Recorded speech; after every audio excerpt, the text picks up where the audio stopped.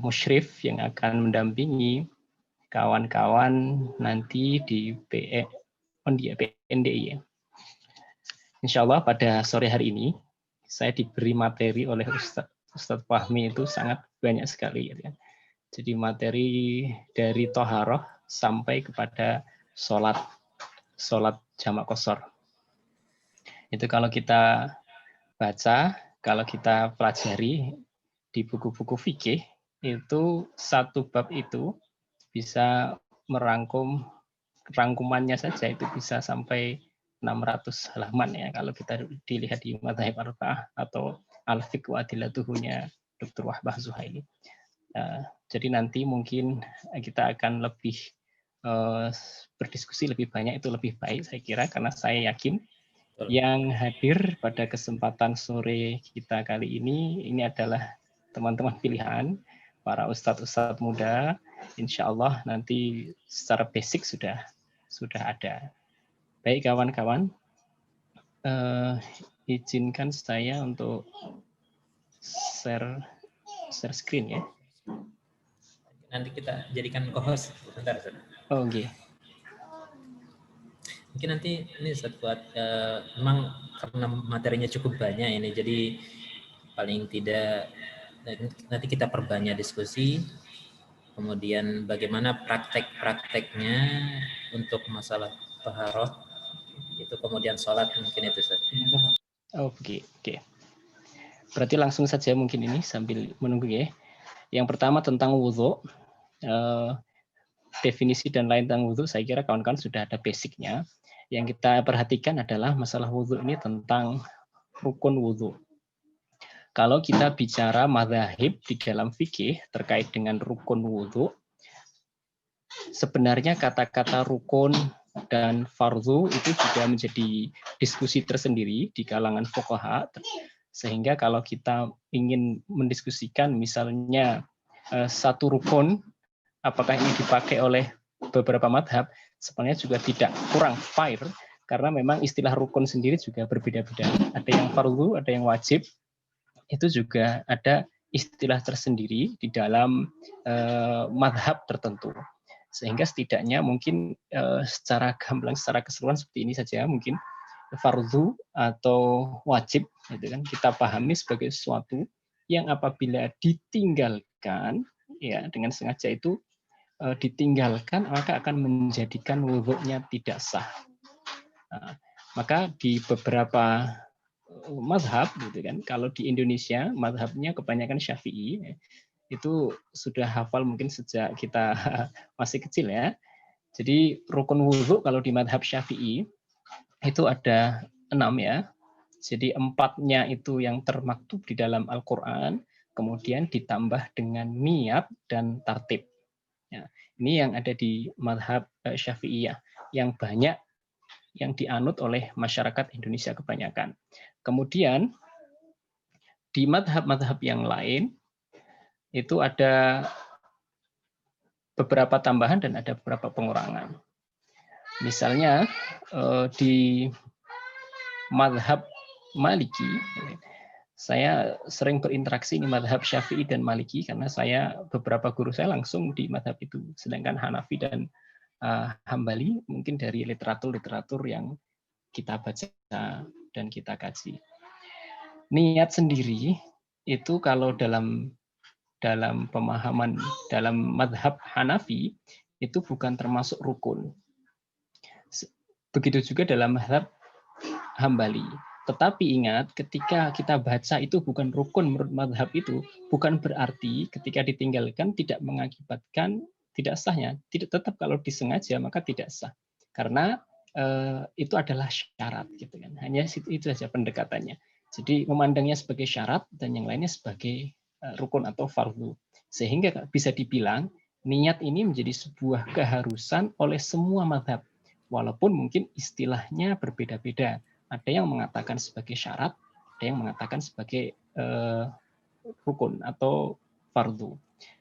Sedangkan ghuslul wajhi atau membasuh muka di dalam wudhu itu semua madhab, karena ini termaktub di dalam Al-Quran, ada 4 ini, semua madhab sepakat. Jadi membasuh muka membasuh tangan sampai siku, membasuh kepala, membasuh ini mengusap kepala, dan membasuh kaki sampai mata kaki, itu semua mazhab bersepakat bahwa itu adalah fardu. Artinya kalau ditinggalkan otomatis akan mengakibatkan tidak sahnya wudhu seseorang. Nah, yang menjadi perbedaan mungkin di mashur ra'si, ini yang berbeda-beda dan cara melakukannya juga berbeda-beda. Mungkin di kalangan kita juga berbeda-beda, gitu kan, cara melakukannya, gitu kan. Mashur ra'si. Kalau di mazhab Hanafiyah itu 1/4 kepala. Kalau di mazhab Malikiyah itu harus seluruh kepala terbasuh, jami'ur ra'si. Kalau mazhab Syafi'i itu hanya bagian dari kepala, artinya sedikit saja sudah memenuhi rukun tersebut. Adapun Hanabilah itu menambah, jadi semua kepala ditambah dengan udhunain. Jadi menganggap, apa suara saya terdengar? Dengar Ustaz? Terdengar. Iya.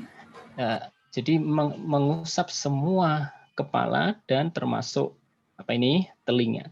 Maka telinga dalam mazhab Hambali itu merupakan bagian dari kepala yang harus dibasuh ketika berwudu. Nah, cara membasuhnya juga dibasuh bersamaan dengan kepala karena dia merupakan dianggap sebagai partnya kepala. Sehingga cara membasuhnya juga kepala, kemudian sekalian dari telinga. Nah, karena ini bagian dari rukun dalam mazhab Hanabilah. Sedangkan Syafi'iyah itu ada sebagian kecil saja. Nah, dalam kitab-kitab yang lebih panjang pembahasannya, mungkin itu bahkan beberapa helai saja sudah mencukupi.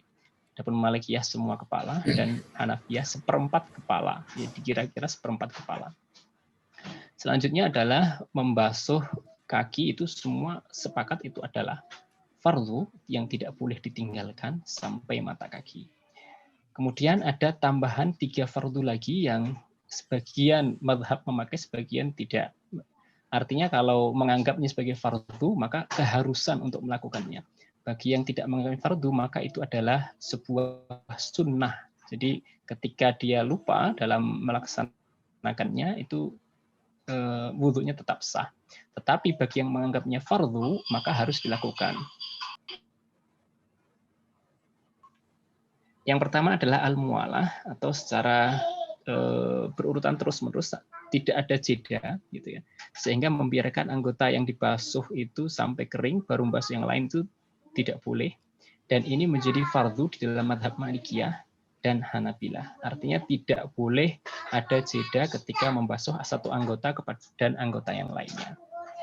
Sedangkan dua mazhab yang lain itu hanya menganggapnya sebagai sebuah kesunahan yang apabila memang dalam keadaan tertentu terpaksa, maka tetap diperbolehkan walaupun ada jangkanya ya. Kemudian yang selanjutnya adalah adalku. Adalku itu apa? Kalau dalam bahasa itu memijat, artinya meratakan tangan ke dalam anggota yang dibasuh, apapun anggotanya ya. Misalnya muka, maka tangannya harus menyentuh mukanya, tangan harus menyentuh tangannya. Itu adalah adalku dan itu fardu di dalam mazhab Malikiyah. Selain itu adalah sunnah. Jadi hanya mazhab Malikiyah yang menganggapnya sebagai sebuah fardu atau rukun. Kemudian yang terakhir adalah tartib, dan ini mazhab Syafi'iyah dan Hanabilah menganggapnya sebagai sebuah fardu. Adapun Malikiyah dan Hanafiyah tidak menganggapnya sebagai sebuah fardu. Kemudian sunnah wudhu, kalau tadi itu adalah rukunnya wudhu. Jadi kalau kita ulangi lagi, rukun wudhu itu ada 8 tadi ya. Walaupun sebagian itu dianggap 4-nya itu semua sepakat, sedangkan 4 sisanya itu ada beberapa perbedaan. Ada yang menganggapnya sebagai syarat, ada yang menganggapnya sebagai sebuah sunnah saja. Sedangkan 4 yang termaktub di dalam Al-Quran, semua itu adalah fardu. Maka dilihat tergantung dari mazhab mana mengambilnya. Di Indonesia rata-rata mazhabnya Syafi'iyah, gitu kan. Namun ada beberapa mazhab yang mazhab yang kecondongannya ke Hanabilah, sehingga menganggap semua dan telinga itu bagian dari kepala, gitu kan. Kemudian sunnah wudhu, kalau kita di madhab Syafi'iyah, berarti semua tadi yang disebutkan ada beberapa yang tidak termasuk fardhu tadi, maka itu sudah kesunahan wudhu. Kalau bicara kesunahan wudhu, Masya Allah kalau di madhab Syafi'iyah sangat banyak ya. Yang secara garis besar kalau kita urutkan, apabila kita melaksanakan wudhu, ini kita urutkan ya, dari awal. Yang pertama itu adalah membasuh tangan sampai ke ini ya, pergelangan tangan. Ini adalah kesunahan bagi semua mazhab. Ini adalah sebuah kesunahan. Artinya hendaklah dikerjakan.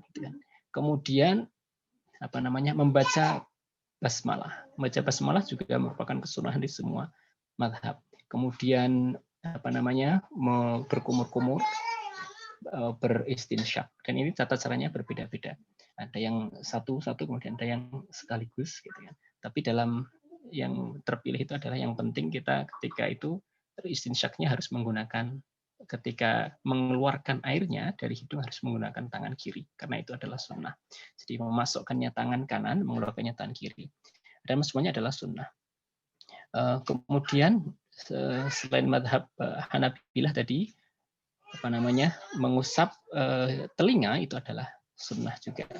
Kemudian menyela-nyela jari tangan juga sunnah. Ini ada yang sedikit berbeda gitu kan, adalah tentang mengusap yang sering kita mungkin berbeda ya dalam hal prakteknya di lapangan, yaitu mengusap telinga gitu kan, tata cara mengusap telinga gitu kan. Kalau di mazhab Hanabilah tadi itu adalah fardu, artinya mengusapnya juga dengan cara langsung, kemudian langsung ke telinga gitu kan. Sedangkan di mazhab Malikiyah misalnya, maka kesunahannya adalah tajdidul ma'fi. Karena tujuannya biar apa? Ya biar lebih maksimal gitu ya. Sehingga untuk mengusap telinga itu ada tajdidul ma', ada membuat baru lagi. Jadi tangan yang untuk mengusap kepala sudah selesai, maka dibuat ngambil lagi untuk ke telinga. Itu namanya tajdid al-ma'. Dan ini jumhur ya, Hanafiyah, Malikiyah, Syafi'i itu dianggap sebagai sebuah kesunahan. Kemudian ada juga yang lainnya banyak ya, menghadap kiblat, kemudian at-tayammum, mendahulukan yang kanan. Saya kira ini kawan-kawan sudah tidak ada masalah dalam hal itu dan tidak kita perdebatkan di lapangannya itu kan. Dan tidak perlu diulang. Saya kira kalau hal yang hal yang disepakati itu saya kira tidak akan banyak diskusi tentang hal tersebut. Ini tentang wudhu. Kemudian yang lain juga tentang pembatal wudhu. Apa saja yang membatalkan wudhu? Nah, yang membatalkan wudhu itu ada 7 ya, 6, ada 8 gitu kan. Ada sebagian menganggapnya sebagai pembatal, ada sebagian yang tidak menganggapnya sebagai pembatal atau yang mengharuskan adanya wudhu. Yang pertama adalah sesuatu yang keluar dari dua jalan, depan dan belakang. Semua mazhab bersepakat bahwa semua itu membatalkan, kecuali ada hal-hal terperinci. Kalau Malikiyah, semua hal yang keluar itu membatalkan, kalau yang keluar itu adalah hal yang normal, yang wajar, yang biasa kita lihat keluar ya. Tidak perlu disebutkan ya, itu sudah tahu semua ya, yang keluar dari dua jalan itu yang biasa ya itu. Maka apabila yang keluar itu bukan hal yang biasa, yang keluarnya kan apa misalnya ya, emas itu bukan hal biasa. Misalnya berlian bukan hal yang biasa, maka itu tidak menjadi pembatal karena itu bukan hal yang wajar. Jadi yang membatalkan adalah semua yang keluar, tapi keluarnya adalah keluar yang biasa keluar dari situ. Sedangkan mazhab Syafi'iyah, Hanafiyah itu semua yang keluar itu membatalkan. Kecuali Syafi'iyah mengatakan kecuali mani ya, tapi dia mewajibkan mandi. Sehingga juga harus sebenarnya ya kalau sudah mandi ya biasanya wudhu lagi ya. Jadi dalam hukumnya ya, artinya mani tidak membatalkan wudhu ya. Kalau Hanabilah ya jelas sama ya, semua yang keluar itu adalah membatalkan wudhu. Yang kedua yang menjadi pembeda adalah hilangnya akal. Semua sepakat hilangnya akal itu membatalkan wudhu. Yang menjadi perbedaan adalah ketika bicara tidur, gitu kan. Jadi tidur, apakah tidur itu membatalkan wudhu? Hanafiyah mengatakan kalau mutlak tidur maka tidak membatalkan.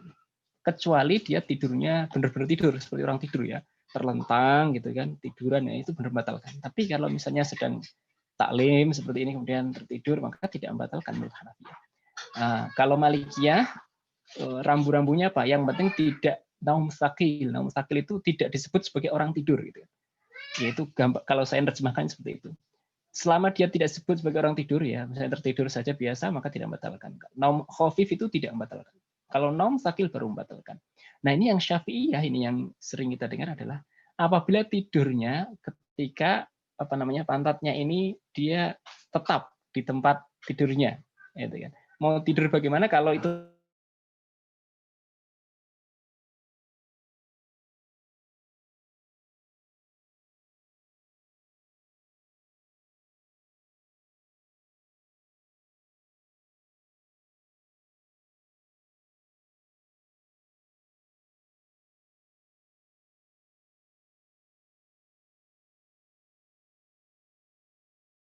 kemudian yang kedua juga pembatal yang selanjutnya yang sering menjadi perbincangan adalah lamsul ajnabiyah, yaitu menyentuh kulit lawan jenis. Ya. Di madhab Hanafiyah ini tidak membatalkan sama sekali karena dalam madhab ini berhujah kata aula mastumun nisa ini berarti berjima. Gitu kan. Selama tidak berjima ya tidak membatalkan. Gitu kan. Walaupun bersentuhan ya, walaupun bersentuhan dengan bagaimanapun selama tidak itu maka itu tidak membatalkan. Ini madhab Hanafiyah. Kalau Malikiyah dia kalau niatnya qasdul ladzah, niatnya itu ladzah itu nyari iya tanda petik nyaman ya. Nyaman itu membatalkan. Kalau tidak maka tidak membatalkan gitu ya. Kalau Syafi'iyah itu semua sentuhan selama tidak ada penghalangnya, selama itu bukan mahramnya, maka itu membatalkan, gitu kan? Membatalkan. Walaupun orang tua sekalipun ya, orang tua, gitu kan? Karena tidak ada ukuran menurut mazhab Syafi'iyah. Kalau Malikiyah, kalau orang tua kan sudah tidak ada ladzah di sana. Tapi kalau mazhab Syafi'iyah ya apapun bentuknya, kalau daging itu biasanya bisa jadi ada niatan untuk ladzah. Maka Syafi'iyah mengatakan selama bersentuhan maka itu namanya membatalkan. Di madhab Hanabilah itu lebih lagi ya, ini kalau madhab lagi itu dengan syahwat ya. Nah, kalau Syafi'iyah itu hanya yang bukan mahram tadi, kalau madhab Hanabilah itu siapapun perempuan, kalau dia dengan syahwat maka membatalkan. Walaupun dengan mahramnya sendiri, ya. Walaupun dengan misalnya siapalah yang paling dekat ya, saudaranya atau siapa yang paling dekat, tapi ada timbul syahwat ketika bersentuhan, maka itu menjadi membatalkan wudhunya. Jadi kata kuncinya di syahwat kalau Hanabilah. Gitu ya. Maka ini kalau untuk hati-hati ya, kalau saya sih membatalkan ya karena hati-hatian ya. Kemudian yang selanjutnya adalah mashud dzakar, jadi menyentuh kemaluan, gitu kan. Baik sendiri atau punya orang lain ya.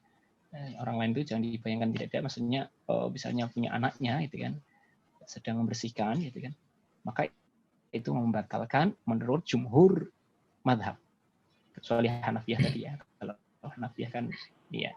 Kemudian ada murtad. Kemudian ada beberapa yang hanya madhab tertentu yang menganggapnya, yaitu asyak fil hadath. Ini khusus madhab Malikiyah. Di madhab Syafi'i tidak, di madhab Hanabil tidak, Hanafiyah tidak. Apa itu asyak fil hadath? Jadi ketika kita berwudu, sudah wudu basah ini ya, kemudian kita, contohnya, kemudian kita siap-siap ke masjid, mau berangkat ke masjid kok ragu gitu ya, apakah ini sedang berhadas? Tadi sudah ini enggak ya, buangnya? Tidak ya. Jadi ragu dia, ada timbul keraguan. Padahal dia masih basah tangannya. Gitu. Maka dalam hal ini di madhab Malikiyah dia batal wudhunya. Dia harus mengulangi wudhunya. Gitu ya. Berbeda dengan madhab Syafi'i. Kalau Syafi'i kan al-yakin la yuzalu bisyak atau la yazulu bisyak, gitu kan kaidahnya madhab Syafi'iyah ini di situ ya. Jadi selama dia yakin karena ada bahasa tadi, maka tidak membatalkan. Timbul keraguan, maka itu ragu nih. Tadi saya menyentuh dia enggak ya misalnya, maka otomatis batal itu di madhab Malikiyah. Berbeda di madhab Syafi'iyah. Kalau madhab Syafi'iyah itu ada kaidah tadi al-yakin la yazulu bisyarr. Yakinnya mana? Kalau yakinnya batal, misalnya tadi tidak ada asar apa-apa wudunya, berarti dia antara sudah wudu belum, maka ya batal. Kalau yakinnya masih ada basah tadi, apa namanya, dibangun dari apa namanya, karena dia sudah berwudu, gitu kan, maka itu tidak membatalkan. Yang kedua ini hanya madhab Hanabilah yang memakai, yaitu taghsilul mayit dan taghsilul mayit setelah memandikan mayat, itu hanya madhab Hambali saja yang mengharuskan berwudu, yang lainnya sunnah. Selanjutnya juga makan daging onta ya. Ini hanya madhab Hanabi, yang lainnya tidak. Gitu kan? Yang lainnya tidak. Jadi hanya madhab Hambali saja, Hanabilah saja yang mengharuskan. Artinya dia harus berwudu, yaitu setelah memandikan mayit dan setelah makan daging onta ya. Itu hal-hal yang berkaitan dengan wudu yang mungkin sering ada perbedaan ya. Kemudian yang selanjutnya adalah mandi. Nanti Mas Fahmi minta dikasih waktu kalau ini ya. Siap. Mandi ini ada beberapa, mandi sudah tahu semua ya. Ini mandi besar maksudnya, bukan mandi biasa. Artinya ketika ada hal-hal yang mewajibkan mandi, ada beberapa yang mewajibkan mandi. Yang pertama adalah iltiqaul, dua khitan ini mewajibkan mandi gitu. Khitan di sini ya bukan belakang apapun itu ya, dengan mayit sekalipun gitu kan, dengan makhluk hidup selain manusia sekalipun, itu dalam beberapa mazhab itu mewajibkan bermandi. Kemudian selanjutnya adalah khurujul mani, keluarnya keluarnya air mani. Kemudian sebentar ini Mas Fahmi minta share screen-nya.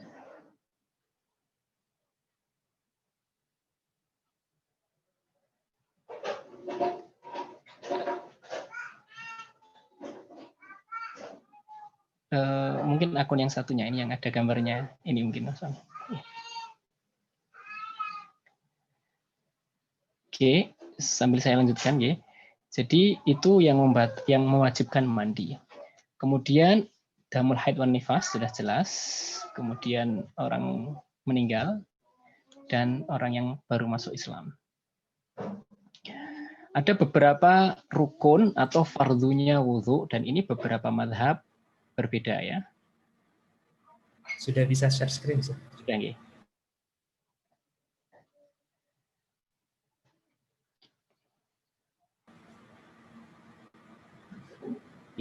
Ini adalah faraidul ghusl. Jadi hal-hal yang mewajibkan rukunnya wudhu atau fardhunya.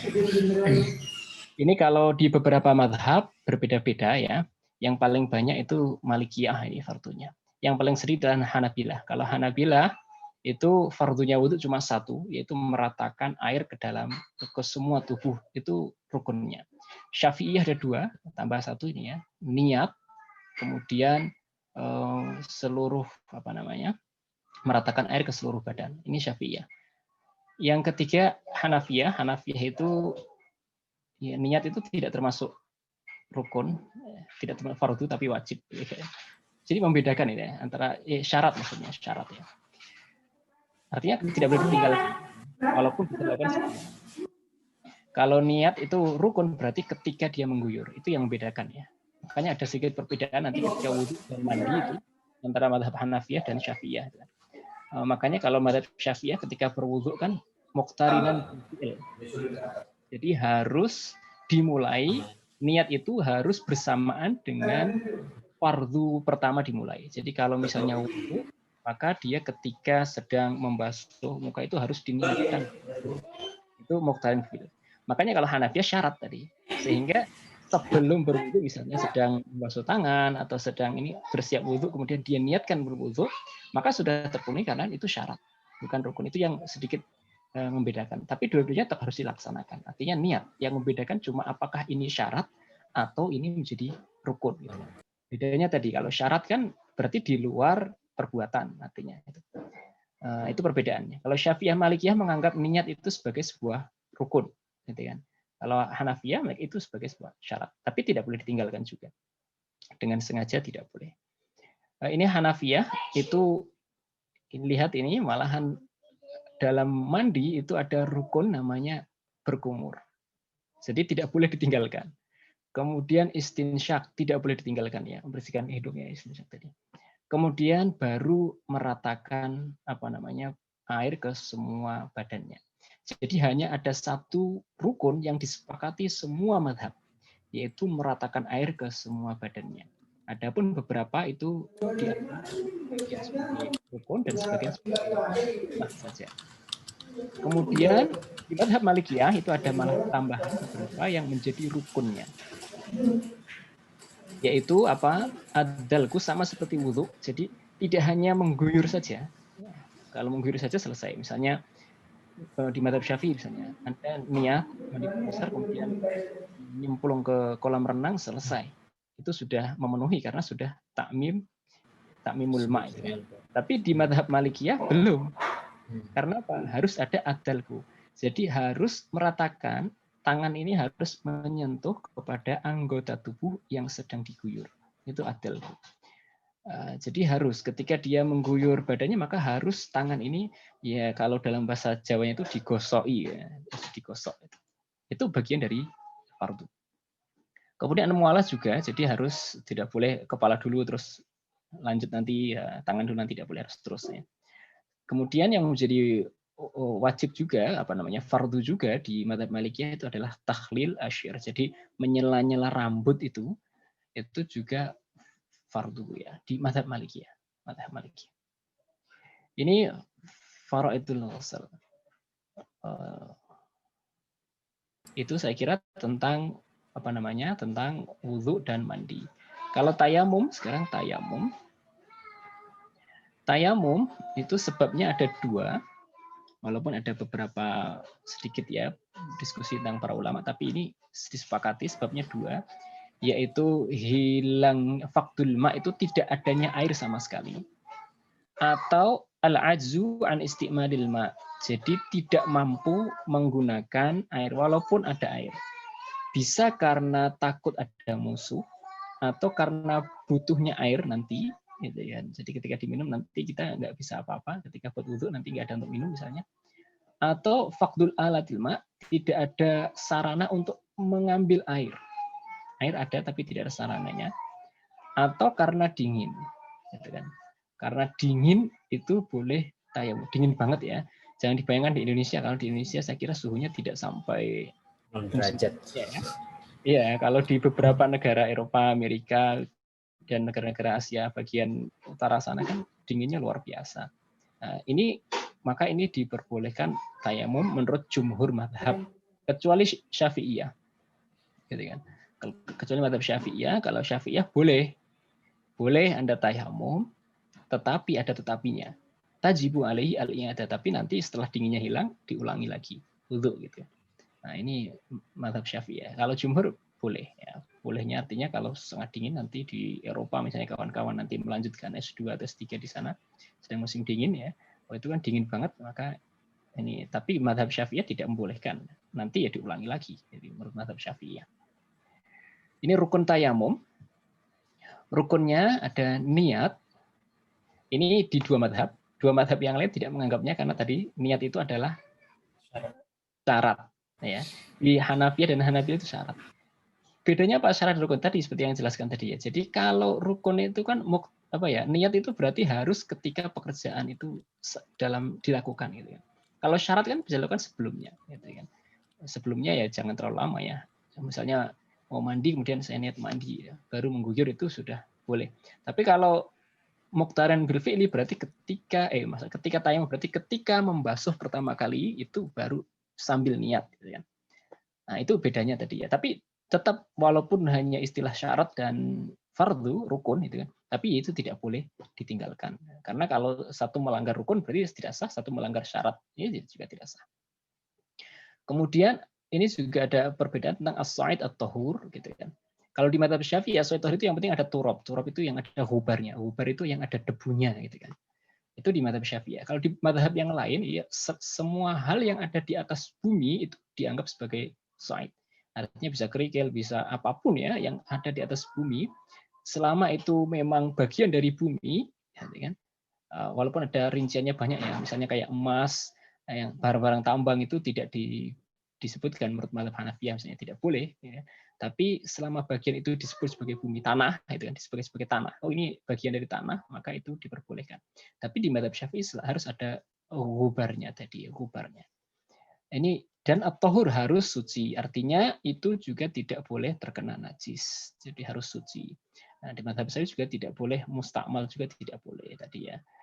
Kemudian yang ketiga rukunnya adalah mashu jamil wajh, jadi mengusap semua ini ya, jadi harus pakai dua tangan tadi ya, semua wajahnya masuk, kemudian mengusap tangan sampai siku, mashul yadin ila mirfaqain, jadi mengusap tangan dimulai kanan pasti ini sunnahnya, kemudian sampai siku.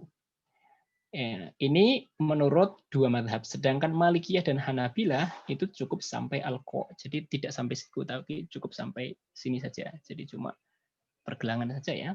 Sedangkan selain Malikiyah dan Hanabilah itu sampai siku, gitu kan.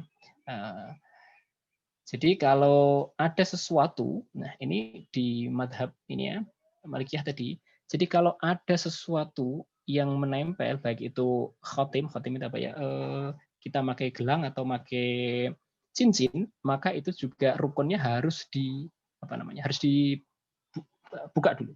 Setelah dibuka baru boleh bertayamum. Nah, itu malah disebutkan keharusan. Jadi harus dibuka dulu. Karena kalau wudhu kan bisa di ini ya, air bisa digoyang-goyang masuk ya. Tapi kalau tayamum kan tidak seperti air sifatnya. Mungkin itu salah satu hujahnya ya. Ini Malikiyah menambahi, jadi ada 4 rukun tadi, kemudian di mazhab Malikiyah menambahi al-mu'alah, jadi terus ya, dilakukan secara ini, jadi satu rukun ke rukun lain secara simultan ya, tidak ada jeda yang lama. Sedangkan Syafi'iyah dan Hanabilah itu menambahi tartib, artinya urutan tadi harus sesuai urutan tadi. Kalau tidak urut, ya maka tidak memenuhi syarat, tidak memenuhi rukun, gitu kan? Karena itu bagian dari rukun. Sedangkan mazhab selain itu Hanafiyah ya tidak mengapa ya, artinya selama tidak disengaja ya. Sedangkan Syafi'iyah Hanabilah menganggap tartib itu sebagai sebuah fardu atau keharusan atau rukun. Ini tayamum. Sunnah-sunnahnya dalam tayamum adalah ini saya kira sudah ini ya, membaca tasmiyah bismillah gitu kan. Bahkan ini wajibah indal Hanabilah. Jadi di Hanabilah itu beberapa kosakata istilah itu dibedakan antara fardu dan wajib gitu kan. Nanti juga ketika membahas sholat juga dibedakan antara fardu dan wajib. Nah, jadi kalau fardu itu kalau mazhab Syafi'i itu sebagai rukun gitu kan. Wajib itu di bawahnya fardu gitu kan. Sehingga ada beberapa yang ketika ditinggalkan tidak sengaja fardunya maka tidak sah. Tapi kalau wajibnya nanti berakibat, kalau dalam sholat berakibat sujud sahwi misalnya. Itu membedakan antara fardu dan wajib. Maka sholat witir itu di mazhab ya, Hanafiyah, Hanabilah itu apa? Hukumnya wajib. Sholat witir itu wajib. Tapi tidak wajib seperti gambaran kita di mazhab Syafi'iyah, tidak. Karena wajib di sini di bawahnya fardu. Ya, seperti itu. Kemudian ada naful hubar, jadi meniup tadi ya, ketika kita ambil itu ditiupkan. Kemudian atayamun didahulukan yang kanan dan menghadap kiblat itu sunnahnya juga. Kemudian kalau membasuh wajah dimulai dari atas, kalau tangan dimulai dari jari-jari. Gitu kan. Nah, kemudian sunnahnya juga tajdidu dorbah. Jadi setiap misalnya untuk muka itu satu pukulan itu satu ngambil ya. Kita ngambil debu itu dipukulkan ke tanah kan, biasanya seperti itu. Itu dorbah namanya. Nah, itu diambil ke muka. Kemudian ngambil lagi untuk tangan itu itu sunnahnya. Tetapi di mazhab Syafi'iyah itu fard. Jadi kalau di mazhab Syafi'iyah juga harus 2 pukulan berarti. Satu pukulan untuk wajah, satu pukulan untuk tangan. Kalau mazhab yang lain itu adalah sunnahnya. Kalau saya ya keluar dari khilaf itu mustahab ya, lebih baik ya 2 pukulan biar semuanya dianggap baik gitu kan. Di mazhab Syafi'i dianggap sah gitu kan, di mazhab lain dianggap sunnah kan. Dan kalau kita ngambil 1 pukulan untuk 2 berarti kan di yang lain sah, tapi di mazhab Syafi'i ini menyalahi gitu kan. Sehingga untuk keluar dari khilaf, ini kaidah yang bagus ya, khuruj al khilaf itu mustahab. Jadi keluar dari perbedaan itu mustahab, dianjurkan lah. Sebaiknya kita keluar dari perbedaan itu. Ini tentang tayamum. Nah, kalau yang membatalkan tayamum sudah jelas ya kira ya. Semua yang membatalkan wudhu yang disebutkan di atas tadi adalah membatalkan tayamum. Ditambah dengan ditemukannya air ya. Kalau ada air habis tayamum terus hujan ya, maka itu membatalkan tayamumnya. Baik. Selanjutnya adalah sholat fardu. Sholat fardu sudah masyhur ya. Ini di slide-nya Ustadz Fahmi itu bagus yang di PA itu kan. Itu sudah banyak ya di mazhab Syafi'i, apa syarat wujubnya, apa syarat sihahnya, ada apa itu kan. Jadi rata-rata mazhab itu membagi ada syarat wajib, ada syarat sah. Ya. Kecuali Maliki ya. Mazhab Maliki lebih ini ya. Pak, pakai sedotan kecil nggak apa-apa Pak, yang ini masih banyak. Oke. Jadi kalau di mazhab Maliki ini saya tambahkan mazhab Maliki ya. Ini syarat sahnya itu thaharah minal khubuth. Jadi suci dari najis dan hadas itu syarat sah. Gitu kan. Kalau tidak maka tidak sah salatnya. Kemudian menutup aurat. Sitrul aurah, menutup aurat. Ketetapan auratnya saya yakin sudah tahu semua ya. Laki-laki dan perempuan berbeda ya ketika salat. Kemudian istiqbal qiblah ini syarat sah. Dan Islam. Islam ini syarat sah. Kalau di mazhab Syafi'i menjadi syarat wajib ya. Artinya yang wajib itu hanya orang Islam. Tapi ini syarat sah. Artinya orang kafir berarti wajib menurut mazhab Maliki. Tetapi tidak sah sholatnya. Karena tidak memenuhi syarat sahnya. Kemudian ini juga sama seperti mazhab Syafi'i. Al-ilmu bil kaifiyah. Tahu tata cara sholat itu juga syarat sah. Kemudian syarat wajibnya adalah sudah masuk usia balik dan tidak ada paksaan. Jadi ketika tidak ada paksaan dari pihak manapun, gitu kan, maksudnya dipaksa untuk tidak sholat misalnya, maka kalau sholat mau dibunuh, gitu kan, adanya ikrah, maka tidak wajib hukumnya. Kalau di mazhab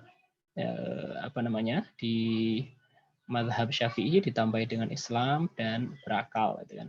Tetapi di mazhab Maliki dia membuat ini baru lagi ya, namanya syarat sah dan syarat wajib bersamaan. Jadi ini merupakan syarat sah juga syarat wajib.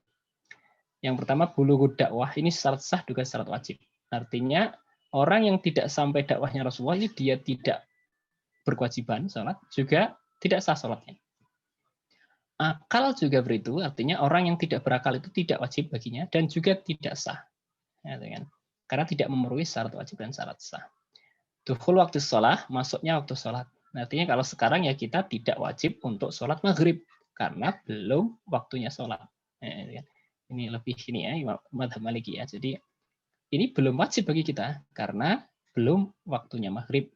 Juga tidak sah kalau kita sholat maghrib sekarang karena belum masuk waktu sholat.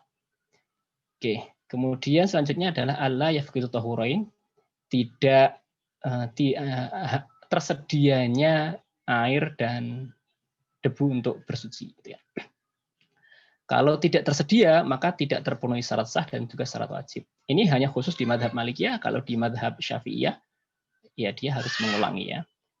Artinya kalau misalnya Anda jadi astronot atau jadi apa keluar angkasa gitu kan, tidak ada air sama sekali, air terbatas untuk minum, tidak ada debu karena tidak ada bagian apapun dari bumi ini yang dibawa, maka menurut mazhab Malikiyah itu tidak wajib bagi Anda sholat, juga tidak sah sholatnya karena tidak bisa bersuci. Tetapi dari mazhab Syafi'iyah ya tetap Anda berkewajiban, gitu kan. Itu yang membedakannya. Kemudian ada bil-ghaflah wan naum, tidak lalai, maksudnya tidak sedang lupa, maksudnya itu sedang terlupa ya, atau tertidur ya. Lupa belum sholat itu kan tidak wajib bagi Anda karena lupa. Biasanya kalau lupa kan tidak ingat ya. Orang yang lupa kan tidak ingat ya. Biasanya kalau tidur juga tidak ingat, sehingga tidak wajib. Kemudian selanjutnya adalah awqatus shalah. Ini saya yakin sudah tahu semua ya. Ini yang membedakan adalah di Malikiyah. Di Malikiyah itu membagi waktu sholat itu daruri dan ikhtiyari. Ya. Nah, ini yang membedakan. Sehingga kalau di madhab Malikiyah, ini yang membedakan. Misalnya sekarang saya tertidur dan baru bangun sekarang jam 4, belum sholat zuhur, maka saya sholat zuhur di waktu zuhur daruriyah. Maka saya bukan mengqadha sholat, tapi saya sholat zuhur karena ini masih waktu zuhur, tapi waktu zuhur daruri. Gitu kan. Jadi ada waktu daruri dan ikhtiyari. Jadi ada beberapa waktu itu yang memang dibagi oleh Malikiyah daruri dan ikhtiyari. Kemudian ini hanya Malikiyah. Kalau yang lainnya sesuai dengan ini ya. Artinya kalau di madhab Syafi'iyah, madhab kita yang kita anut ya, artinya kalau sekarang Anda belum sholat zuhur ya sekarang ya qadha Anda jatuhnya. Jadi niatnya sudah niat qadha, bukan niat sholat ada lagi. Tapi di Malikiyah tidak. Karena ini masih waktunya zuhur tapi daruri. Kemudian ini rukunnya. Rukunnya memang ini. Jadi rukunnya niat yang pertama. Ini walaupun ya ada beberapa misalnya di madhab tertentu ini sebagai syarat tadi ya. Kemudian ada beberapa pembahasan tentang niat yang mungkin sering kita tentang misalnya talafut biniat gitu kan. Nah itu yang sering di Indonesia mungkin sering berbeda ya tentang niat sholat ini ya. Nah, apakah itu bagian dari niat? Jadi at-talafut biniat itu kalau di madhab Syafi'iyah itu sunnah ya. Yang lain itu malah kalau talafut itu tidak dianggap sebagai sebuah sunnah. Tapi di Malikiyah kalau dia niatnya untuk ikhwar, untuk menghadirkan hati malah dianggap mandub ya. Ya walaupun tidak sunnah ya mandub lah. Tapi di madhab Syafi'iyah at-talafut biniyah itu sesuatu yang disunnahkan gitu kan. Tapi perlu diingat itu adalah talafut itu sunnah, tapi niat tadi, niat kan rukun kalau di madhab Syafi'iyah. Artinya rukun itu harus muqtarinan bil fi'li. Jadi harus berbarengan dengan perbuatan sholat. Perbuatan sholat yang pertama itu takbiratul ihram. Maka ketika takbir Allahu Akbar itulah niat yang harus dihadirkan di dalam hati. Dan itu rukun. Artinya ketika takbir kok tidak dihadirkan niatnya, maka tidak memenuhi unsur rukun tadi. Nah, itu makanya ada beberapa madhab Hanafi itu tidak memasukkannya sebagai rukun, tapi memasukkannya sebagai sebuah syarat. Itu yang menjadi ini ya diskusi di antara para fuqaha. Kemudian takbiratul ihram, lafadznya sudah jelas. Kemudian berdiri, qiraatul Fatihah. Ini kalau qiraatul Fatihah, ini yang menjadi diskusi mungkin adalah apakah qiraatul Fatihah itu fardu atau tidak. Di beberapa madhab ada yang Hanafiyah terutama ya, itu tidak menganggap sebagai sebuah fardu. Karena apa? Dalam Al-Quran, ini dalilnya salah satu dalil dalam kitab ya, faqra'u ma tayassara minal Quran. Jadi bacalah ya sebagian dari Al-Quran ya. Tetapi jumhur mengatakan itu adalah rukun atau fardu. Nah, kemudian yang perbedaan yang kedua adalah tentang Bismillahirrahmanirrahim.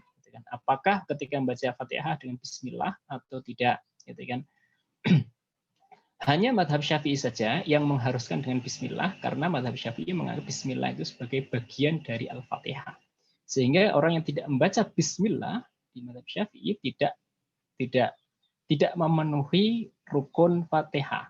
Nah, sedangkan di madhab yang lain justru ada beberapa madhab, misalnya kayak Malikiyah itu malah memakruhkannya karena bukan bagian dari Fatihah tadi ya.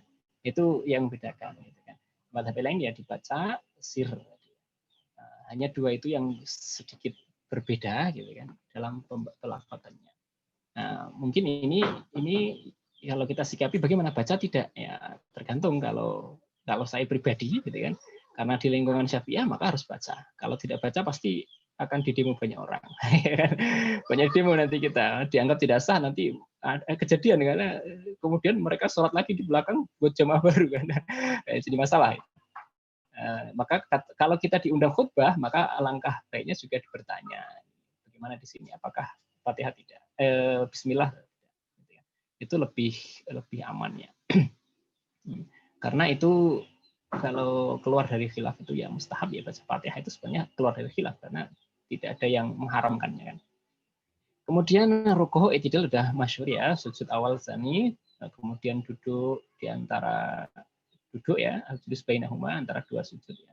Ini saya kira sudah tahu semua ya, tumanina sudah tahu, tasyahud akhir ya. tasyahud akhir, kemudian duduk tasyahud akhir, dan as-sholatu ala nabi. Ada beberapa madhab yang tidak menganggap as-sholatu ala nabi sebagai sebuah fardu. Di madhab Syafi'iyah sebagai sebuah fardu. Di madhab yang lain as-sholatu ala nabi, sholawat kepada nabi, itu tidak dianggap sebagai fardu. Madhab Syafi'iyah menganggapnya sebagai sebuah fardu. Kemudian at-taslim al-ula, salam yang pertama itu adalah fardu. Jadi siapa yang pertama itu fardu. Kemudian tartib. Ini rukun-rukun sholat ya. Itu Ustadz Fahmi, kalau yang lainnya saya Baik Ustaz. Ini alhamdulillah ada beberapa pertanyaan mungkin kita diskusikan lebih banyak Ustaz Fuad. Jadi ada beberapa pertanyaan dari teman-teman musyrif. Ini saya tadi minta teman-teman musyrif untuk bertanya dengan menuliskan pertanyaan untuk lebih cepat menyampaikan pertanyaan, nanti biar jawabannya juga agak panjang pun nggak masalah. Yang pertama ini Ustaz, terkait dengan toharah ini Ustaz. Ketika anggota badan ada yang terluka sehingga tidak memungkinkan untuk berwudu, bolehkah bertayamum? Mohon maaf, ini gimana? Suara Ustadz Fahmi ini sedikit mendengung. Oh ya, sebentar.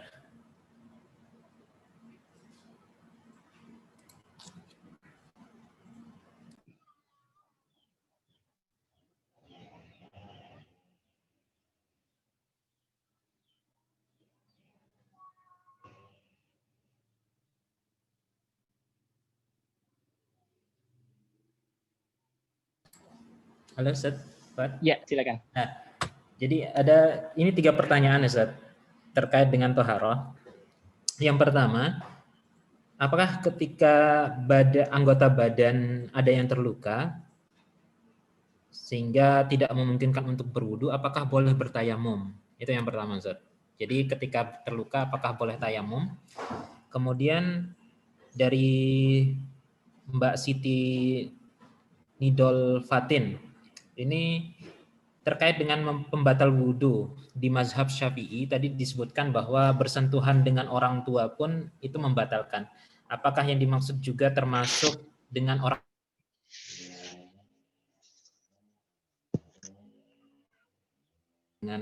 orang tua? Yang ketiga,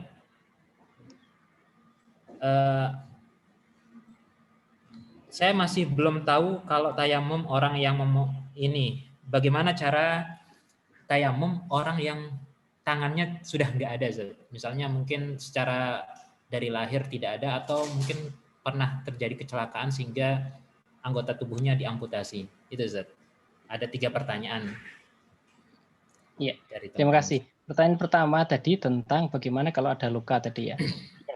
Kalau yang terluka itu anggota wudhu, kalau selain anggota wudhu tidak masalah kan? Ya, ini kan berarti yang ditanyakan adalah anggota wudhunya ya. Hanya beberapa maka dia bisa melakukan wudhu, kemudian setelah berwudhu dia melakukan tayamum untuk mengganti anggota tubuh tadi yang tidak bisa dibasuh. Itu tata caranya. Jadi niat tayamumnya untuk mengganti anggota. Kemudian yang kedua, apakah orang tua yang dimaksud di ucapan saya di awal tadi adalah orang tua kandung? Bukan. Tadi kan berarti selain mahram. Kalau orang tua kan mahram kita ya. Nggak boleh kita menikahi ibu sendiri, nggak boleh. Maka ya tidak boleh. Maksudnya orang tua ini orang lain tapi sudah tua. Kalau di madhab-madhab lain kan tidak membatalkan. Di madhab Malikiyah tidak. Kenapa? Karena tidak ada syahwat. Kenapa? Karena tidak ada qasdul ladzah. Kecuali orang yang penyimpangan ini ya. Maka orang tua di sini maksudnya orang tua selain mahram kita. Kalau di madhab lain itu kan tidak membatalkan ya. Karena apa? Tidak ada qasd tadi ya. Tetapi di madhab di madhab Syafi'i masih beberapa pendapat ya, imam itu masih ya anggapnya. Walaupun mungkin ada kaul mutaakhirin, ini Syafi'iyah kan berbeda-beda. Banyak Syafi'iyah sendiri juga ada beberapa kaul ya. Tetapi di Hanabilah justru malah apapun itu, gitu kan. Mau anak kecil umur berapa tahun atau orang tua umur berapa 90 tahun misalnya, selama dia ada asyahwat maka itu membatalkan. Jadi tidak peduli, ini yang Hanabilah tadi ya. Jadi walaupun anak kecil, orang tua, itu kan, mahram kita atau non mahram kita, siapapun itu, walaupun ibu kita sendiri, di madhab Hanabilah ya, bukan Syafi'iyah ya, itu membatalkan. Tetapi kalau di Syafi'iyah adalah yang ajnabiyah ya. Ajnabiyah itu yang sesuatu yang orang lain yang tidak apa ya? Ajnabiyah itu ya boleh dinikahi berarti ya. Kalau mahram kan yang tidak boleh dinikahi ya. Nah, tetapi di Syafi'iyah juga menambahkan artinya mahram juga harus yang mahram mu'abbad. Mahram mu'abbad itu yang memang selamanya, yang memang aliran darahnya itu kan. Contohnya ibu itu kan mu'abbad, gitu kan. Mu'abbad. Tetapi kalau saudara istri itu mahram kita, artinya kita tidak boleh menikahinya, gitu kan. Tetapi tidak mu'abbad. Artinya sewaktu-waktu kalau istri meninggal atau istri diceraikan itu kan bisa dinikahi. Sehingga itu juga membatalkan ketika persentuhan ya di madhab di madhab Syafi'i. Kemudian yang ketiga adalah tadi yang tidak punya tangan, ya. Oleh ya, semoga kita semua diberikan sehat walafiat ya. Bagaimana itu ya? Biasanya kalau saya belum membaca fatwa tentang ini sama sekali gitu kan. Bagaimana caranya, bagaimana tata caranya itu kan. Tapi biasanya orang yang tidak punya tangan itu biasanya punya kebiasaan yang bisa digunakan sebagai pengganti tangan. Biasanya loh ya. Nah, yang sering terbiasanya seperti itu. Maka bisa bisa dipakai seperti itu. Jadi ada beberapa misalnya kan ada potong sedikit misalnya masih tersisa yang biasa difungsikan untuk kesehariannya. Kalau saya lihat di beberapa video itu orang-orang itu menggunakan itu. Atau ketika terpotong putus sama sekali, hilang sama sekali, itu kan kadang menggunakan fungsi lain ya. Kadang makan minum menggunakan kakinya istilahnya. Maka anggota yang wajib ya muka tadi sudah karena tangannya tidak ada. Maka muka tadi diusap dengan sebagaimana cara dia mengusap, sebagaimana dia beraktivitas dengan pengganti tangannya. Artinya ada fungsi lain yang bisa menggantikan fungsi tangan tadi. Wallahu a'lam bishawab dalam hal ini. Nanti kalau ada fatwa tentang ini bisa saya revisi. Monggo. Baik ya, Ustaz. Kemudian ini Ustaz, ada satu pertanyaan terkait tadi kita kan membahas tentang muqaranatul mazahib tadi. Nah, dalam ibadah apakah boleh menggabungkan beberapa mazhab dalam satu ibadah gitu, misalnya dalam sholat gitu atau dalam wudhu? Iya, itu memang ini menjadi pembahasan tersendiri. Dalam satu waktu. Yeah. Pembahasan tersendiri para ulama itu namanya talfiq di dalam kajian fikih itu.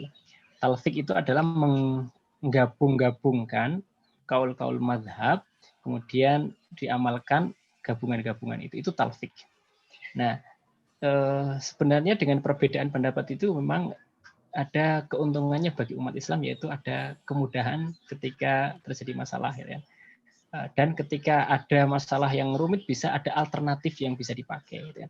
Tapi tidak serta-merta dan menjadi alasan untuk bukan mempermudah, tapi kalau dalam bahasa itu gampang ya, tasahul dalam bahasa Arab itu apa ya bahasa Indonesianya ya, iya memudahkan itu kan enteng lah ya. Ya pokoknya kalau memudahkan itu kan bagus kan. Ini nggak bagus, jadi sesuatu yang memudahkan tapi nggak bagus. Bahasa Arabnya tasahul ya, atau gampang dalam bahasa Jawa. Jadi menganggap nanti bisa ini ya. Oh ini bisa madhab ini, oh nanti bisa madhab ini. Nah itu yang tidak boleh, talfik dalam hal seperti itu tidak boleh. Jadi talfik untuk menuruti hawa nafsu itu tidak boleh. Tapi talfik dalam menyelesaikan masalah itu memang yang menjadi tujuan para fuqaha seperti itu, alhamdulillah. Karena banyak masalah itu terselesaikan dengan adanya tadi ya, membuat beberapa madhab misalnya.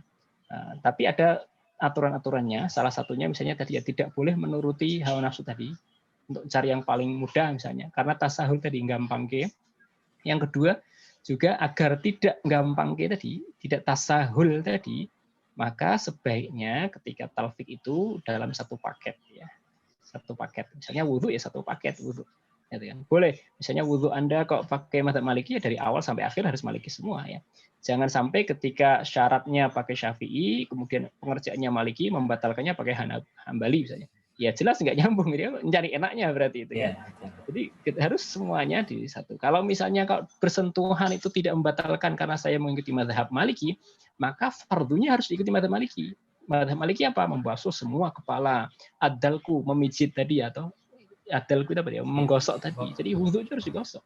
Nah, itu juga harus dipakai karena itu sebagai rukunnya. Sehingga ketika menggunakan mazhab boleh, tapi harus satu paket ibadah. Jadi wudhu harus semuanya dari awal sampai akhir itu harus satu mazhab.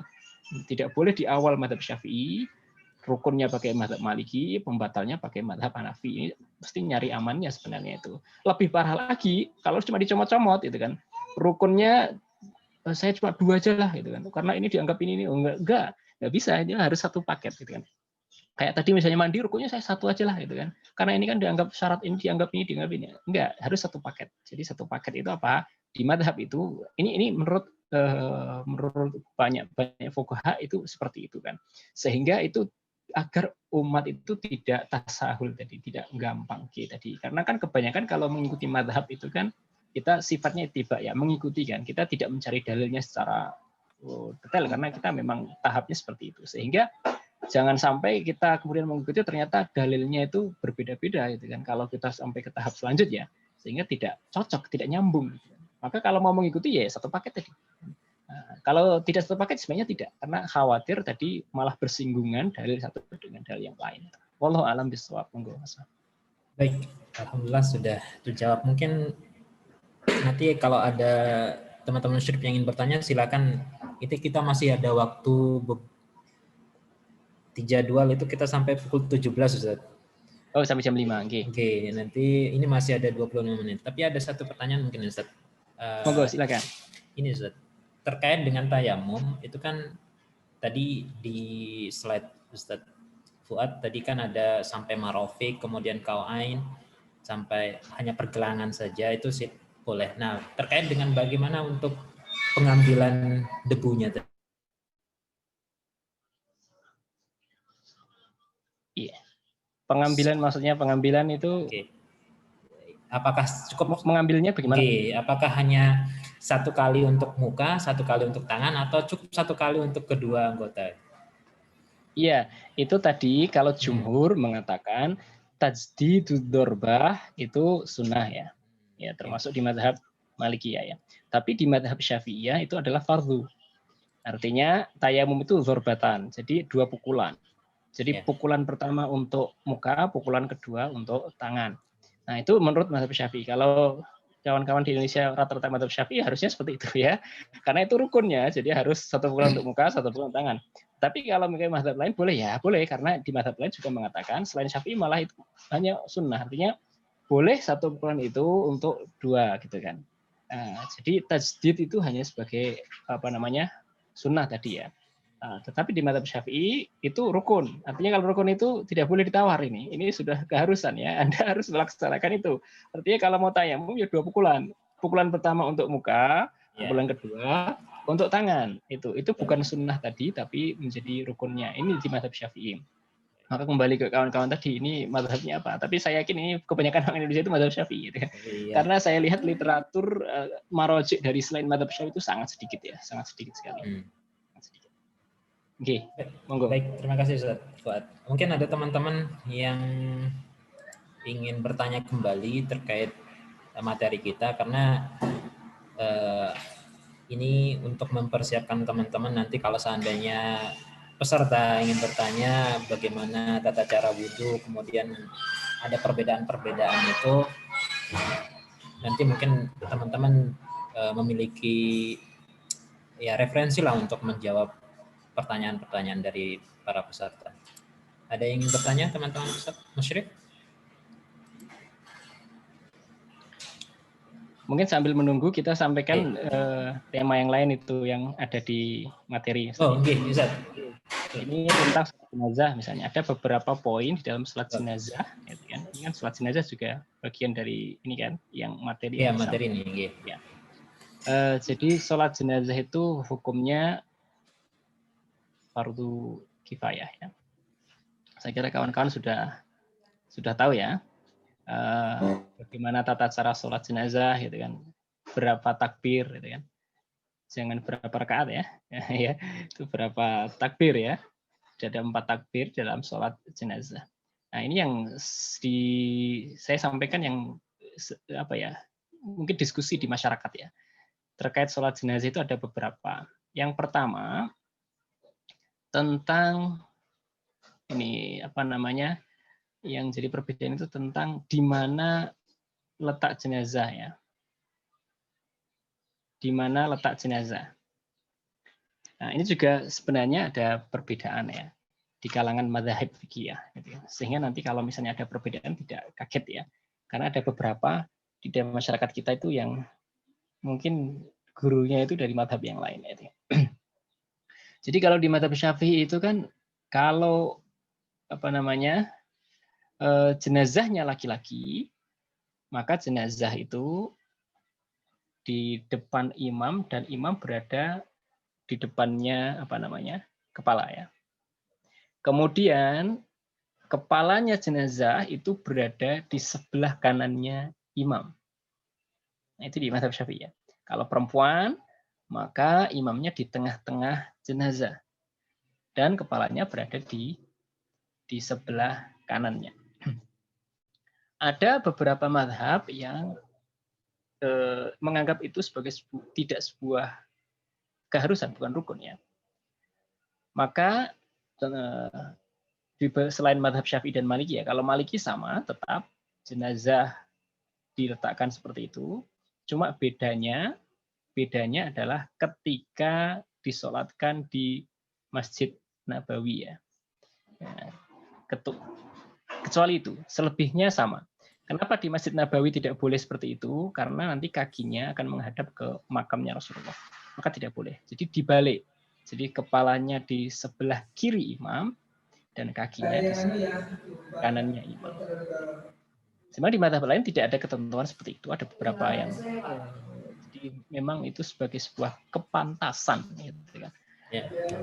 Jadi nanti ketika ada perbedaan tentang itu yang kemudian menjadi apa namanya perbedaan. Kemudian perbedaan selanjutnya mungkin tentang di mana letak doa ya. Di takbir keberapa, gitu kan. Jadi kalau takbir pertama itu jelas membaca Al-Fatihah, sepakat itu ya. Takbir kedua sholawat, takbir ketiga doa, takbir keempat doa. Yang kita ketahui ya bersama-sama. Ada beberapa mazhab itu yang mengatakan bahwa takbir doa itu di takbir ketiga, di takbir keempat cukup diam sejenak kemudian salam. Gitu kan. Bahkan ada mazhab saya lupa namanya Hanafiyah atau ya. Itu tidak mensyaratkan adanya bacaan sehingga murni semuanya doa sehingga di takbir keempat itu tidak ada doa. Jadi takbir pertama, kedua, ketiga doa, baru setelah itu. Nah, jadi ketika ada perbedaan itu, memang ada beberapa perbedaan. Kalau di masyarakat Indonesia mungkin perbedaannya ada di takbir ketiga dan keempat ya. Ada yang doa di tiga, empat tidak, kemudian salam. Gitu. Nah, walaupun memang mayoritas masyarakat Indonesia sudah yang saya saksikan ya, itu tata caranya seperti itu tadi ya. Jadi takbir ketiga doa, takbir keempatnya doa lagi. Walaupun doanya berbeda. Begitu Mas Ali. Ini yang terkait dengan sholat jenazah. Ini Ustaz, ada beberapa waktu lalu ada pertanyaan dari salah seorang.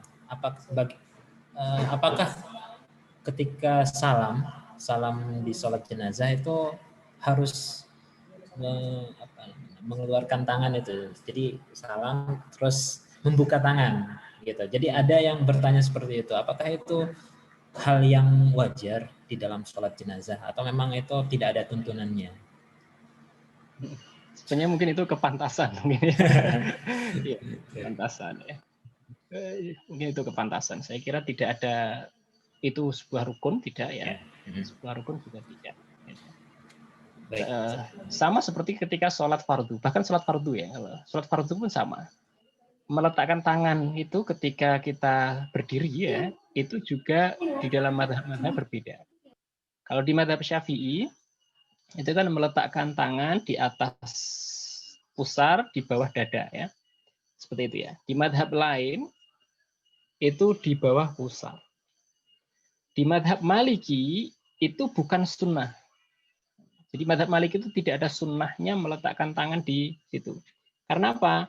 Justru malah sunnahnya itu ya itu tangannya biasa seperti kita berdiri biasa itu, ya, lurus seperti itu.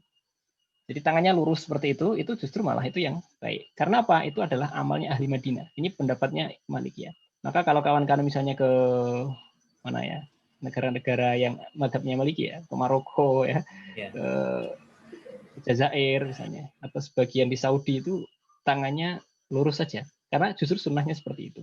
Karena itu menurut madhab Malikiyah. Sedangkan meletakkan tangan, kalau dia karena dulu Nabi pernah seperti itu diniatkan, maka itu paling tinggi adalah mandub. Jadi di bawah sunnah. Itu di madhab Maliki.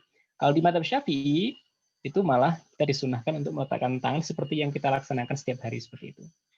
Jadi nanti ketika ada perbedaan di dalam meletakkan tangan, di mana letaknya dan bagaimana, itu memang di beberapa madhab seperti itu. Jadi yang pertama meletakkannya di mana, itu ada dua tadi di dalam madhab, dan satunya lagi tidak meletakkan tangan sama sekali. Itu di madhab Maliki. Di madhab Maliki. Seperti itu, Ustaz Fahmi. Baik, Ustaz, ada satu mungkin materi yang mungkin perlu kita bahas terkait dengan jamak qashar, Ustaz. Jadi ini mungkin tadi belum saya sampaikan, gitu. Mungkin bagaimana tata cara sholat jamak qashar dan apa saja hal yang memperbolehkan untuk melakukan jamak dan qashar ini. Jamak dan qashar ini ya. Ininya Ustaz Fahmi sudah bagus ini ya. Saya tadi sudah melihat ininya. Apa namanya? Standarisasi, Ustaz. Iya, standarisasi. Itu sudah saya kira sudah mewakili di beberapa pendapat madhab gitu kan. Kalau kita merujuk kepada madhab-madhab, memang jamak dan terutama qashar ya. Qashar itu ada beberapa pendapat ya. Jadi qashar itu kan memperpendek ya. Jadi ada beberapa madhab itu yang mengatakan harus, gitu kan. Ada yang mengatakan itu sunnah, ada yang mengatakan itu ya boleh saja, gitu kan. Jadi termasuk di madhab Syafi'i itu hukumnya boleh, gitu kan. Jadi boleh. Jadi Anda mengqashar itu hukumnya boleh. Artinya kalau tidak mengqashar pun tidak mengapa, gitu kan. Ada beberapa madhab yang lain itu sunnah, artinya lebih baik Anda mengqasharnya, gitu kan. Kapan ketika qashar? Sepakat kalau qashar itu dilakukan ketika sedang dalam perjalanan. Jadi dalam keadaan safar. Ketentuan berapa jaraknya itu berbeda-beda itu kan. Yaitu ukuran fuqaha zaman dulu ya, mungkin dulu belum ada kilometer atau ini ya mil ya. Ya kurang lebih antara 85 sampai 90 km itu. 90. Amannya ada 90 km, gitu kan. Karena ada beberapa ulama itu yang tidak menggunakan kilometer atau jarak, tapi menggunakan satuannya adalah jarak tempuhnya. Ya.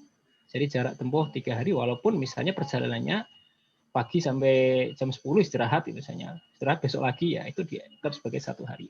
Walaupun ada yang mengatakan seperti itu. Intinya ya kalau di ini ada 90 km tadi. Kalau kita bepergian minimal dalam jangka jarak seperti itu, maka itu dalam madhab Syafi'i dibolehkan, ya, mubah hukumnya. Kalau di madhab Maliki kan sunnah ya. Kali ini hanya sifatnya mubah, jadi boleh mengqashar sholat. Artinya kalau kita sholatnya zuhur boleh 2 saja, asar yang 4 menjadi 2, itu qashar. Selama perjalanan itu bukan maksiat tentunya ya. Kalau maksiat ya tidak boleh ya. Oke. Ya, itu inti dari qashar seperti itu saya kira ya. Kemudian jamak sekarang. Kalau jamak itu menggabung. Kalau qashar tadi meringkas, kalau jamak itu menggabung. Jadi kalau jamak itu hanya zuhur dengan asar, maghrib dengan isya. Ada beberapa madhab, Hanabilah dan Hanafiyah itu tidak membolehkan adanya jamak kecuali di Arafah dan Muzdalifah, gitu kan. Sedangkan itu pendapat yang kuat ya. Mungkin ada ya pendapat kuatnya seperti itu ya. Karena di dalam hadisnya Rasulullah itu menjamak tadi itu ya, ketika di Arafah, di Muzdalifah tadi ya, ketika perjalanan itu kan, ketika haji itu ya. Nah itu di mazhab Hanafiyah ya. Kalau di madhab Syafi'iyah, ya boleh saja. Nah, kalau madhab Malikiyah ini lebih banyak ya, pembolehannya lebih banyak. Kalau di Syafi'iyah kan dia ketika di dalam perjalanan, itu boleh. Tapi kalau di madhab Malikiyah lebih banyak lagi ya. Jadi ketika dalam perjalanan, ketika dalam keadaan hujan lebat, bagi orang yang terbiasa sholat rawatib. Jadi misalnya Mas Fahmi ini pengurus masjid, gitu kan? Misalnya di masjid sholat 5 waktu terus di masjid, tiba-tiba ketika maghrib hujan lebat, gitu kan? Kalau pulang nanti isyaknya nggak akan azan lagi di situ kan, karena hujan lebat, gitu kan? Maka di mazhab Maliki boleh. Jadi artinya yang paling ekstrim itu di Hanafiyah itu yang secara mutlak tidak boleh kecuali di dua tempat tadi. Sedangkan yang paling longgar itu adalah mazhab Malikiyah. Kalau Syafi'iyah di tengah ya artinya ketika dia dalam perjalanan dia dibolehkan untuk menjamak sholat. Itu hal-hal yang diperbolehkannya untuk menjamak ya. Kemudian bagaimana tata caranya? Tata cara untuk menjamak sholat. Tata caranya adalah ada jamak takdim, ada jamak takhir. Jadi kalau takdim itu berarti kalau zuhur dengan asar berarti dilaksanakan di waktu zuhur. Kalau takhir itu zuhur dengan asar dilaksanakan di waktu asar, gitu kan. Jadi itu tata cara menjamak sholat. Cuma yang terjadi itu yang sering ditanyakan itu gini. Ketika saya jamak takhir zuhur asar tadi, saya dulu. Zuhur dulu. Kalau kawan-kawan sholat apa dulu? Jadi kalau saya menjamak takhir zuhur dengan asar atau maghrib dengan isya, sholat apa dulu yang dilakukan? Apakah isya dulu atau maghrib dulu? Gitu kan? Ini semakin gelap ini belum saya nyalakan ya. Ya. Jadi kalau di Malikiyah itu namanya murah atau tertib. Jadi sholat itu ya sesuai urutan sholat karena Allah Subhanahu Wa Taala mentartibkan sholat seperti itu ya. Setelah subuh, zuhur, setelah subuh, asar, setelah asar, ya seperti itu. Makanya ketika Anda jamak takhir ya Anda sholat apa dulu tadi? Maghrib dulu, setelah itu sholat isya. Gitu ya. Tapi ada di kalangan Syafi'iyah itu, ya, kalau kaulnya banyak di Syafi'iyah ya, ada yang moro atau al-waqt. Ya, jadi lebih menjaga waktu ya, takzim untuk memuliakan waktunya tadi ya. Nah, ini kan yang punya tuan rumah kan isya ya. Kan ya isya dulu tuan rumahnya, masa tuan rumah diakhirkan ya. Ya itu perbedaannya seperti itu ya saya kira. Saya kira seperti itu, Ustaz Fahmi, monggo. Ustaz, mungkin satu pertanyaan Ustaz terkait dengan kapan pelaksanaannya. Misalnya begini Ustaz, saya kan dari rumah terus harus ke bandara ke Kalimantan misalnya naik pesawat.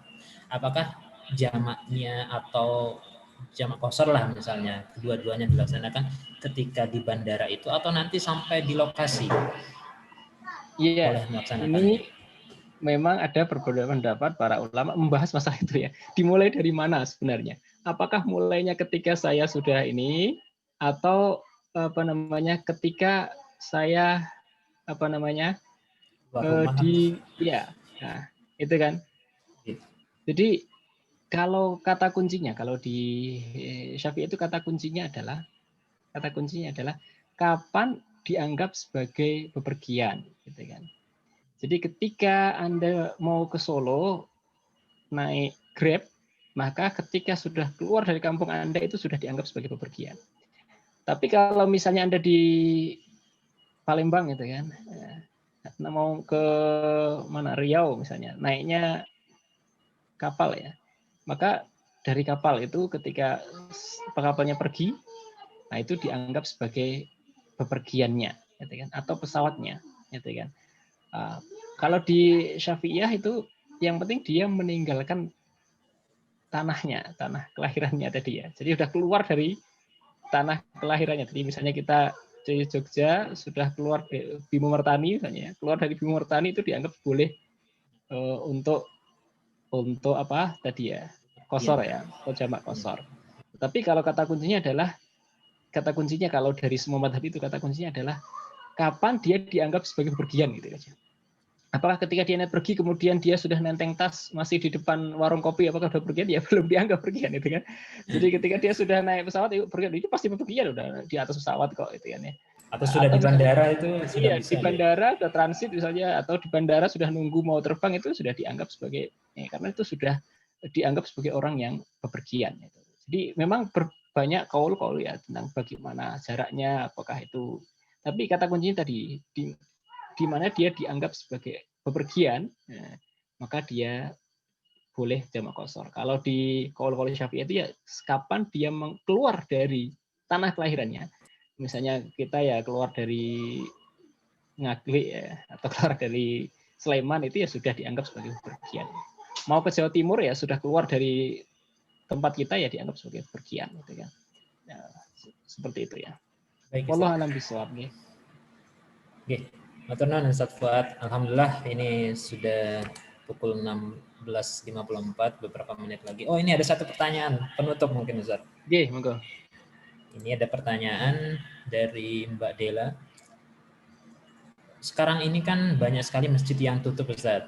Ketika kita bepergian dan waktu sholat berakhir, apakah kita bisa menjamak sholat tersebut? Sedangkan syarat untuk melakukan sholat jamak tersebut belum memenuhi. Bagaimana Ustaz? Enggak, ini pengalaman saja ya sebenarnya. Ini kan pertanyaan saya. Ini kan kalau sekarang kan jangan dianggap sholat itu di masjid saja kan. Ju'ilat al-ardu kulluha masjid. Jadi semua bumi Allah itu adalah masjid gitu kan. Dulu ketika saya pergi pertama menuntut ilmu itu ya, saya kaget ketika orang-orang kok di pinggir jalan sholat gitu ya. Kan kalau kita dianggap ngapain sih gitu kan. Kalau di sana itu biasa gitu ya. Jadi ketika orang waktu sholat kok nggak menemukan di pinggir jalan itu aja. Wudhunya pakai aqua itu, kemudian di pinggir jalan sholat itu. Biasa itu kan. Nah, kemudian misalnya nunggu di apa ya, kayak terminal gitu kan, nggak ada ini, itu di pinggir-pinggir itu kan. Pakai sajadah sholat, atau kadang nggak pakai sajadah itu, pakai kain aja sholat di situ kan. Kan yang suci gitu ya. Jadi kalau bepergian sebenarnya tidak usah menggantungkan pada ada tidaknya masjid buka atau tidaknya, cari saja tempat dimanapun yang penting bisa sholat. Karena selama itu suci, itu diperbolehkan untuk sholat, gitu ya. Jadi ini solusinya seperti itu kira-kira kalau belum sampai jarak yang ditentukan tadi ya. Bensin juga banyak. Apalagi sekarang pom bensin ya. Jadi itu apa namanya tadi waktu sholat atau tempat sholat jangan sampai terpikir hanya ini aja ya. Atau mungkin ketika contoh ini kalau orang ke Cilacap atau ke Bandung katanya lewat jalan ini ya yang di pinggir pantai itu kan kadang susah memang nyari masjid atau nyari pom bensin itu kan. Ya jangan dipikir masjid saja, tapi ketika waktu mau habis cari saja tempat berteduh dimanapun itu, kemudian sholat di situ. Dulu pertama saya pulang itu ya ketika saya ke pantai di ini ya, itu waktu kan sayang ya dari pantai jauh ke masjid itu kan kita sholat di pinggir pantai gitu kan. Jadi sah-sah saja ya kan. Maksudnya artinya jangan sampai dengan alasan apa, ini kan belum ini, itu sah itu kan. Saya kira itu jawabannya. Semoga tetap semangat ini untuk sholat ya. Baik Ustaz, alhamdulillah. Terima kasih atas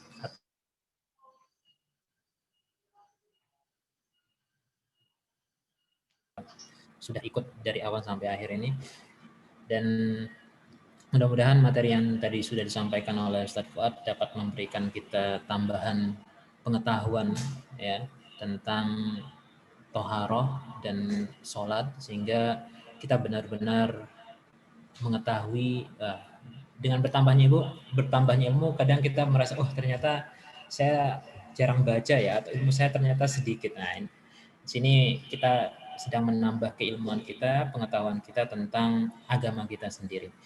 Baik Ustaz, jazakallah atas penyampaiannya, dan mari kita tutup kegiatan kita pada hari ini dengan sama-sama membaca alhamdulillah. Alhamdulillahirabbil alamin. Taufiq wal hidayah. Wassalamualaikum warahmatullahi wabarakatuh. Waalaikumsalam warahmatullahi wabarakatuh. Terima kasih Ustadz dan semuanya. Iya, syukran Ustaz Fuad.